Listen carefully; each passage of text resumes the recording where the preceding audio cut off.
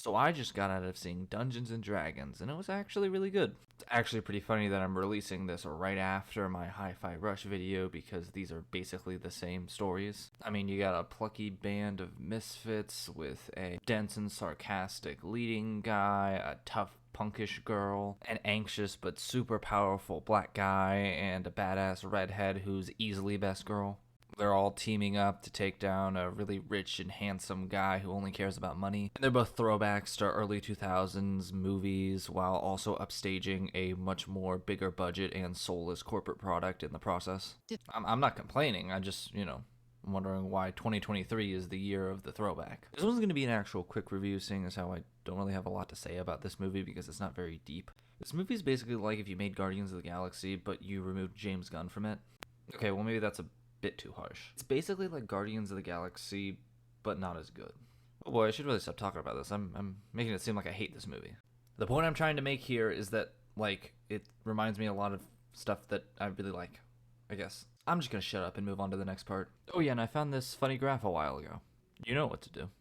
Okay, let's talk about the actual plot now. Without getting into, actual story spoilers, the simplest way that I can describe the plot is that it's a magical fantasy comedy heist movie, which is definitely interesting to say the least. The story basically just being about Chris Pine and Michelle Rodriguez trying to save his daughter from some evil person. Said person being an incredibly charismatic and charming Hugh Grant. Which brings us to a really cool part of this movie, and that's the performances. You all know Chris Pine is a great leading man, and what I find particularly interesting is that he doesn't really play a traditional hero in this movie. I'll touch on this a bit later in the characters section, but one of the really cool things about this movie is that it does the typical fantasy thing of having a cast of characters that you want to get attached to.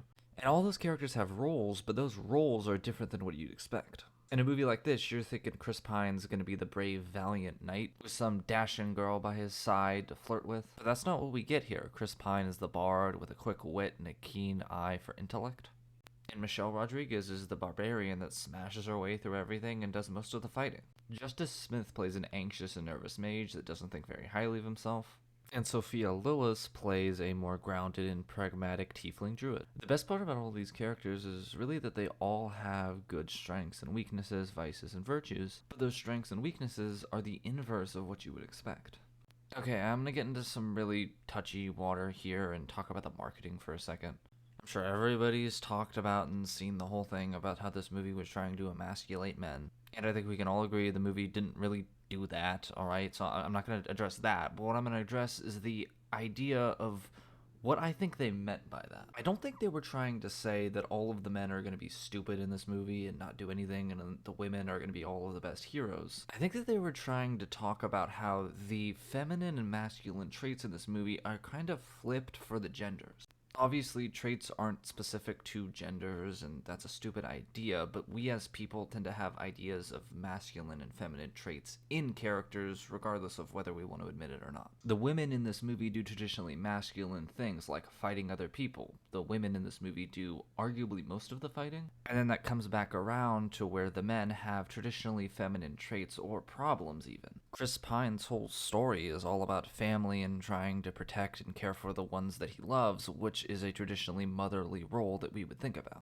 I'm not even trying to say if this is a good or a bad thing that you can think about. I'm just trying to say I think this is what the movie was trying to tell us that we kind of took the wrong way. Or it was just presented in the wrong way. And beyond even marketing, I feel like that aspect of the movie makes the characters feel much more fresh and alive. It really does feel like all of the characters you'd meet here are the kinds of people that you would meet in a D&D campaign. Somebody would make a big, tough barbarian, but also make them fall in love with a short king because that would be funny. Someone would have a bad case of main character syndrome and make themselves a funny, charismatic, handsome bard who also used to be an ex-knight. Someone would roleplay themselves as a wizard with self-esteem problems. Trust me, I've met people like that in campaigns. And then you'd have a newbie who just wants to be a freedom fighter who can turn into animals. Almost all of the characters are pretty underwritten, but I feel like that's by design. The movie doesn't need high-strung or very complicated characters to pull off something like this. This is why I kind of hearken it back to Hi-Fi Rush, because their characters kind of feel similar in more ways than one. All of the characters are kind of just simple people with simple problems, but that's really enough. They're basically just doing the bare minimum, and for some reason I don't mind it. I feel like it probably has to do in large part due to the performances. I already mentioned Chris Pine, but everybody else is great. Michelle Rodriguez plays her typical tough girl self. Hugh Grant is a national treasure, and I will not accept any other opinion. I've always been of the opinion that Justice Smith does have acting chops, but he's always just holding himself back in performances. And while he may not be giving an Oscar-worthy performance here, he does what the role demands. And Sophia Lillis is great, has been great since it, and is great as this grounded and pragmatic character. The druid being amazingly underwritten, but once again, I feel like that's kind of by design, since she's supposed to be the grounded character in the story. I imagine this probably wasn't the writer's intention, but it really does feel like she's related to the DM or something and got invited as a mistake and had to make a character up on the spot. I don't know, that headcanon just makes me like the character even more. But the movie's not all great, and there are some substantial problems. Like, the main actual antagonistic force is this one wizard that I'm sure you've seen all over the marketing. And she's not good.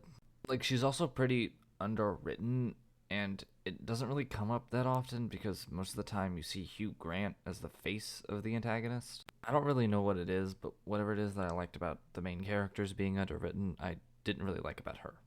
That, and then there's Chris Pine's daughter, who's an okay character, but then there's the actress. Yeah, I feel real bad for this kid. She's gonna have a lot of self-cringe to look back on after this. Luckily, she's not in the movie very much, so you don't really have to deal with it. But at the end of the movie, there's one really powerful emotional beat for Chris Pine and his daughter, and she just doesn't act convincing during it.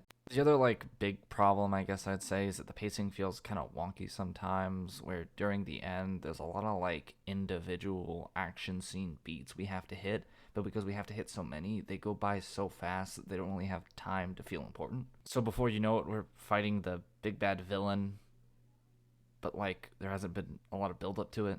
The rest of the movie is paced pretty well, actually. I actually like how quickly we move through plot points, because it really feels like lightning in a bottle. Kind of reminds me of the first Star Wars movie like that.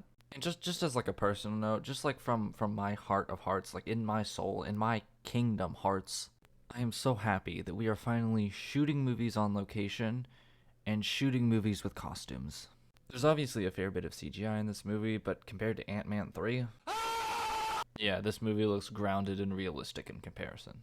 Ultimately, I really feel like you don't have to be a D&D fan to get this. You just kind of have to be a fan of high fantasy and fun action adventure movies. To anybody out there who says they don't make them like they used to, please go see this movie.